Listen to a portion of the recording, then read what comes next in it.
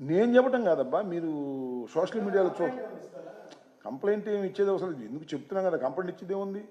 జగన్మోహన్ రెడ్డి గారి నీ భౌతికంగా లేకోకుండా చేయాలని స్పీకరు ఇంకో ఆయన ఎవరో వ్యక్తి మాట్లాడుకుని మీరు సోషల్ మీడియాలో చూసారా చూడలేదా?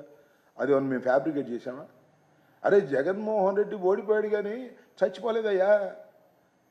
అవునవునవును, ఇది బాగుంది, పాయింట్ బాగుంది, ఇది చచ్చిపోతే కానీ మనం బతకం అనేటువంటి పరిస్థితుల్లో ఒక స్పీకర్, ఇప్పుడు స్పీకర్ ఉన్నాడు, ఆయన కావాలని అందుకే స్పీకర్గా పెట్టారు.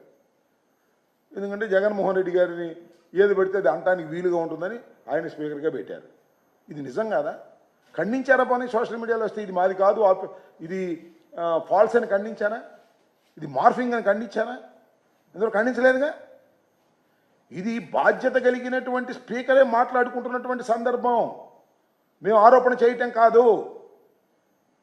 వాళ్ళు మాట్లాడుకుందని మీరు కంప్లైంట్ చేసిన అవసరం ఉంది. Government has to take action.